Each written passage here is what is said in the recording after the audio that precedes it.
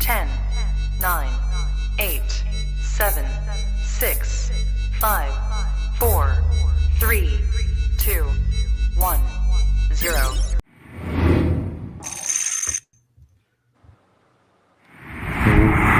Welcome back to another edition of the Rising Coaches Member Spotlight.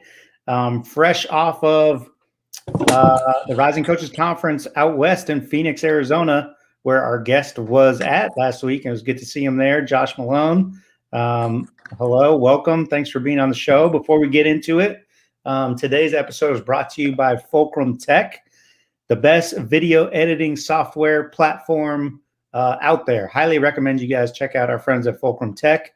I've been doing this a long time, and I've used every video editor known to man, I think. And Fulcrum is the things you can do with Fulcrum Tech are unlike anything else, and it's a fraction of the cost. So check out our friends at Fulcrum Tech, fulcrumtech.com. That's without an H at the end of tech.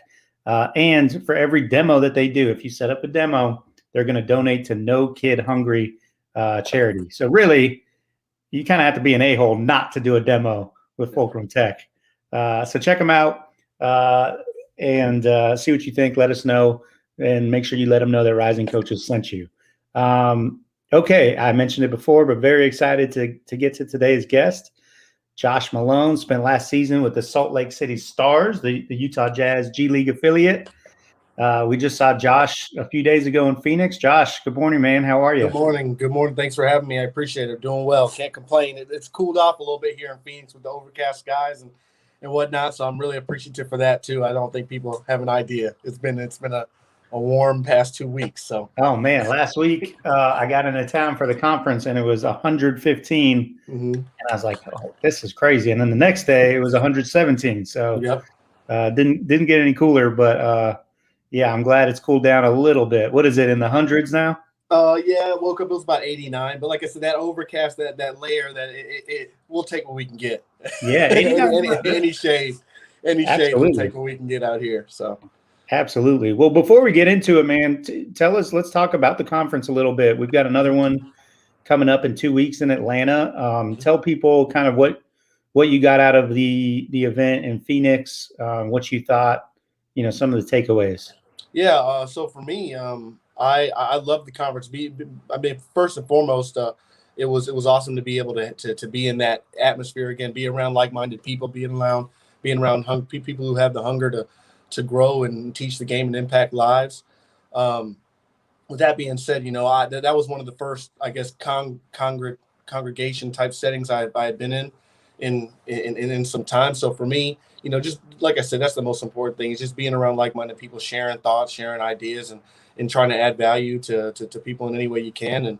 But among that, also the speakers were great. Got to meet and talk to a little bit of them after and prior to them speaking, during when there was breaks and things of that nature. But I think the most important thing for me is just being able to be around, like I said, the like-minded people, young coaches, people who are hungry and aspiring to keep moving forward and grow in this business. Oh, for sure. I totally agree. Like the friendships that are formed at those deals, exactly, are that's the real value. Those are the things that endure the test of time, right? Both personally and professionally.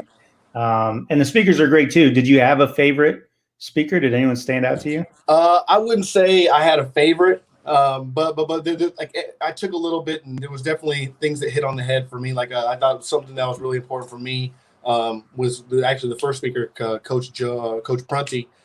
He, just talking about, outside of the X's and O's of just, focusing on your journey and focusing on the path that you take. Everybody's path is different. There's no recipe to being a head coach, like Quinn Snyder or Greg Popovich or Phil Jackson. And like, if you look at everybody's resumes and look at everybody's path is different. And the building blocks of success, they vary in so many different ways. So with that being said, it's just trying to focus on yourself and be where your feet are and doing the best you can with in that present moment. I love it. I love it. Well, let's talk a little bit about you, Josh, and your journey. Tell us where you're from and kind of how you got into coaching. Yeah. So for me, I am from Chandler, Arizona, a town right outside of Phoenix. I went to Hamilton High School. I played there for 4 years, and um, from there I went to a small Division III school called California Lutheran University. And it's funny because my dad was a coach for a long time, and he actually played for about 13 years. So, but I don't remember him as a player. I remember him as a head coach in the D League in its inaugural season when the D League was relegated to the Southeast. So they had the teams like the Columbus River Dragons, Charleston Low-Gators, who Alex English was a head coach. Ime Udoka. I remember Ime Udoka as a player in the D League, and now he's getting mentioned for all these NBA jobs. Guys like Ty Ellis, he was a coach. He was a player in the Birmingham or Huntsville, Alabama. So I remember all these guys. I was 6, 7 years old, and I would be, skipping. My mom's from Switzerland, and so sometimes in the winter she would try to take us over there, but I'd be wanting to go on these long bus rides around Roanoke, Virginia, Huntsville, Alabama, Asheville, North Carolina. I'd rather spend time and be in that atmosphere with my dad as opposed to going on a ski trip when I was younger and doing things I feel like most kids would enjoy doing more. So I think that's where I really found a lot of my love and passion for being in that team setting and building that camaraderie amongst your peers and people who you compete with and against every day. But going back to Cal Lutheran, went there. Josh, sorry. Sorry to interrupt you. Tell me, like, what are some of the memories? Like, what do you remember most about traveling around on those van trips and bus trips? For me, being young, I'd say it was the bus rides and obviously the games. I would always, because I always wanted my dad to win. I was going through a panic attack the whole time going through a game, just thinking about things, just hoping that my dad would win. But I'd say the most memorable parts for me and what I loved about it were those bus rides. When we'd be riding, from when we'd be driving, if we're going on a 2-3 game road trip, just going in the back. I'd be up in the front talking to my dad, Rob Wordan, Dean Murray, about them. But I was young, and so sometimes I go in the back, and the players were just playing cards, joking around. And I think those were probably my most memorable experiences because I was so young, and they were all, probably a little younger than I was at that point. So I'd say the bus rides were the most fun parts for me. And then, stopping, getting candy and stacks at the gas station or stopping to random restaurants and things like that on these back roads. But I'd say for the most part, it was the travel that I loved. Because I do think when you're on staff, and I've noticed that as I've gotten older, is working in basketball, those are a lot of the times when those relationships are really built, when you're sitting in the terminals, when you're on those bus rides, when you're, just outside of your own practice facility. That's when you're spending the most quality time and developing trust and relationships between you and the rest of your staff members. Oh, no question. Mm-hmm. I'm curious, like, since you've seen it, like since the D League's inception, Mm-hmm. How has it changed? How's the G League changed over the years? It's been crazy to see because, like I said, he was a coach, I want to say, for 2 teams, the Columbus River Dragons, and he played guys that played for him like Saul Smith at Kentucky, Tubby Smith's son, Nate Johnson, Ramel Curry, guys probably names over a lot of people's heads. And now seeing to what it's grown to now, I think the NBA's done an incredible job on just the expansion and the growth and the initiative that they've taken to develop the league, and this, which is leading to more opportunities, more players, more teams, and it's baffling to me to see where it's come over the past 21 years, starting in the Southeast from cities like I said, Asheville, Roanoke, Columbus, Charleston, Greenville, and now you got a team moving to Mexico City. Now you got a team in Toronto. You got teams in a lot of them in their parent cities, Salt Lake City, Washington D.C., Los Angeles, Austin, So with that being said, I think it's amazing. I think the more opportunities there are for players and coaches to grow, I'm here for it. I love it. Mm-hmm. I love it. Okay. Sorry to interrupt your path. So you go to Cal Lutheran. Cal Lutheran. And then my last 2 years there, I actually went and was talking to my academic advisor. They were saying, hey, you need to do an internship. So I had a great relationship with the staff, and I, connected with them. It was nice not having to drive into LA to go as long as my other classmates had to do. My internship credit was able to be given to me on campus. So did 2 years of that. That's when I knew I wanted to be a coach, was during my time at Cal Lutheran. So from there, I went to Gran Canaria, Spain. And I worked for a team for about 10 months. It's called Canary's Basketball Academy.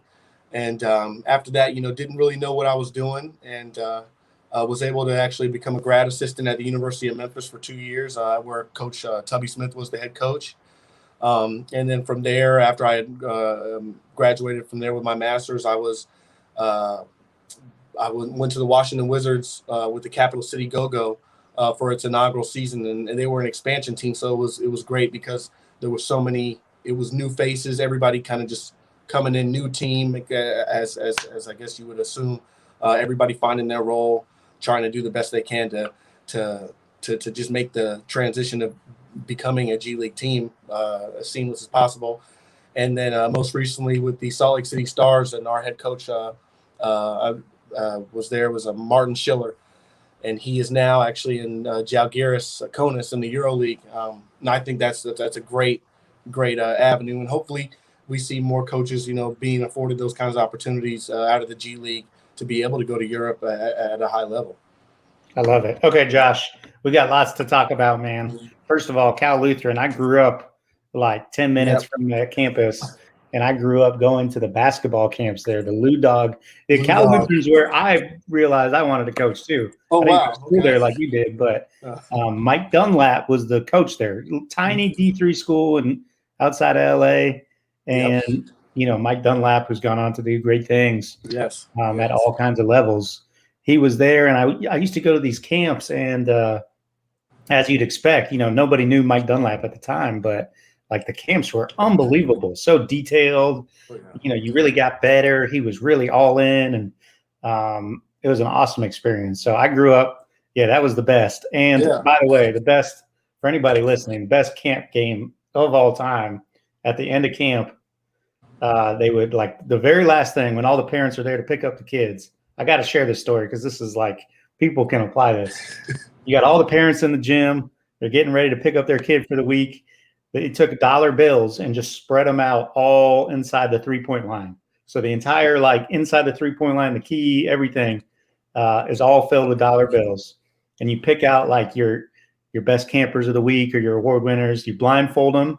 You put them right at the, like, the middle of the key. You turn them around, get them all dizzy, and you tell them to get on their hands and knees, and you put 30 seconds on the clock, and you get all the kids sitting around the baseline, and they got 30 seconds to pick up as many dollar bills as they can. And the gym goes nuts. And like, the kids get like maybe $5. That's it. Yeah. Maybe you can throw a T-shirt out there, some towels, whatever.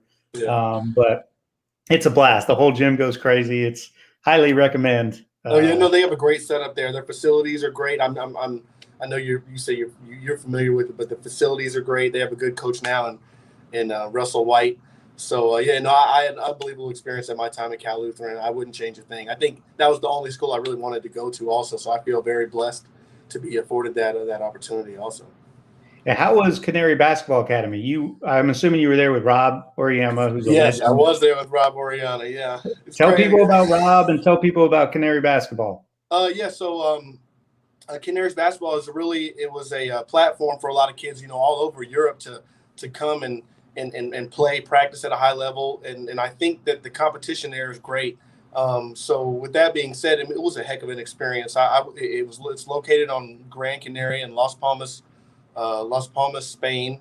It's like an island. It's actually closer to Africa. I don't even know. I mean, it's Spain. They're Spanish, but it was a great experience. And just for me, that's when I found a love. And I feel like that probably was one of my most development stages, with being able to use my voice in coaching these kids, leading these drills out on the floor, because just because of the size of the staff and what we were able to accomplish. But it was a heck of an experience. I did get a little homesick, I'll be honest with you. And you are stuck on an island, so it's not like I make that $1,000 where I can just say, if I'm sick or if I want to go home, I can drive home. It's not like that. It's like the Hawaii of Europe. People are coming from Scandinavia, Germany, all these countries to come. to this place. But as far as with the basketball environment, I think he does a great job at trying to place kids to where their strengths are and where their academic profile fits, as well as play basketball here in the United States. And he coaches them hard, right? I mean, you got the best talent from all over Europe. He coaches those dudes. He does coach them hard. He does coach them hard. But we came on a trip over here to the States, and he brought me along with him, and it was a heck of an experience. I'll tell you. I mean, that was my first job outside of, and that was my first job in general. So it was a heck of an experience. He does coaches them. He coaches hard though. Yeah, that's awesome. And then a couple of years at Memphis, and then back to the pro game. I guess following in your dad's footsteps, right? Being in the G League with Washington and now in Salt Lake City.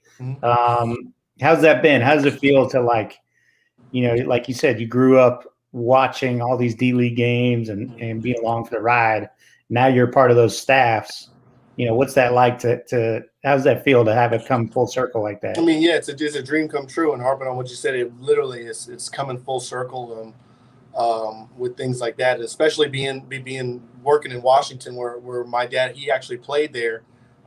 Just being seeing a lot of the people who knew him and telling me stories about him and things like that. But it's absolutely a dream come true, and it's just amazing because 5 years ago I say, oh, this is what I want to try to accomplish in 5 years, and I haven't ticked everything off the box yet, but it's like I said, just trying to focus on being where my feet are, being present, and doing the best I can to help those teams be successful. But it really, you can't explain anything more full circle than that. From just being a kid riding on these buses and doing all the things, just following them around, and now being able to actually be a part of it and seeing how much the league has grown. It literally full circle is the only way I can really describe my experience with the G League and everything I've been able to do the past 5 years. Okay, now you've worked like in operations and also in the video room, and sometimes I don't know how it's been where you're at, but a lot of times those like operations positions kind of teeter between the coaching staff and the front office. Was that your experience as well? And like, do you have a set career path? Like you want to coach, or you want to go in the front office, or are you just kind of taking it as it comes? Yeah. I mean, I'd say a little bit of both. Like for me, I want to be a coach. I love teaching the game. I love trying to make an impact on people's lives in any way I can, or making my superiors' job easier. But with that being said, I think so good about the G League, and even being at Memphis, is that, yeah, I had projects to do for Coach Smith, but I also had projects to do for Zoe Goodson, which was our director of basketball operations there. And it kind of, Coach Smith was mainly doing a lot of basketball stuff, a lot of film. But for Zoe was doing a lot of logistics, making sure the other team, when they had practice, we had that constant communication and that going on. And the G League does a good job at, I think, helping you figure out what you really want to do. We had our director of basketball operations in Washington. Her name's Amber Nichols. She gave me so much freedom and so much opportunity and challenged me to grow. She trusted me with so much responsibility that, I think on the ops side, I genuinely think for me, I can do both just because of the experience that I've been afforded over the past 5 years. And they really didn't try to put me in a box. They wanted me to get better at whatever I could and challenge me at whatever I wanted to be challenged at. And the same goes for Salt Lake City, Nick Reich and Martin Schiller when I was there, and Coach Nathan Peavy. We just, there's so many, the staff sizes in the G League are so much smaller, to whereas in the NBA, everybody's kind of has a set tunnel vision role. G League, it's not like that. You got 5 to 8 people depending on the team, and there's no G League situation. Every organization runs differently. Some of them aren't even in the parent city. So with that being said, there is a lot of teetering between the two in the G League just because of the limited staff sizes that the teams can afford to have. So it's an amazing experience, but I do think it's great for young people to get into, because you get to really decide and see what career path or avenue that you want to approach and go down the line on. I know you grew up around the pro game. You're working in the pro game, but you also got a taste of like the college level with Tubby Smith, who's one of the all-time college basketball coaches. Do you have a preference, or like Do you want to stay at the pro level? Do you want to ultimately end up in college? What's your, tell me about that. Yeah, for me, I think everybody's different. I think everybody's different. And for me, I think my personality traits and just how I am, as a person, I think it's more tailored to the professional game, just because of how it operates and how it is. But I can't stress enough like how much invaluable my time in college was. And I'd love to go to college and or back to college and work. Some days if I'm granted that opportunity, it's so difficult. There's definitely pros and cons on not pros and cons, but there's definitely things I like, on the pro side more than I do on the college side. But there's also things I like on the college side more than I do on the professional side. So that definitely it's a tough question. Tell me about the differences. Like you said, your personality is tailored more to the pro game. Like, what are the differences that make that the case? So for me, I'd say, obviously your recruiting is big in college. College, is more recruiting, and in the NBA or in the G League, especially when you're, deciding on like the draft and these players, I'd say it's more of a collaborative, process between, the coach, the GM, and how they feel who would be a fit. Getting a lot of intel, but they're also the same in so many ways. But the biggest difference in me is probably the recruiting aspect of, really, really selling yourself. And that's why I think a lot of these college facilities, some of them are better than NBA facilities. The University of Memphis facility now it's incredible. I would say it's better than some of these NBA facilities, because you really have to sell. You're not just selling yourself, you're selling your staff and the team. You're also selling the university. That's also an experience the kids are going to have to take with them and be a part of, while they're going to school and graduating and taking these classes. So I'd say the biggest thing is recruiting, but I think a lot of it goes back full circle when it comes to that. It's just trying to help the kids and with their path, their journey, and trying to become better basketball players, better students. There's so many things that are different, but there's so many things that are the same. Kind of got me stumbled now with with that, but I think that college, it's more, you're more so tailored to trying to impact these students' lives as professionals.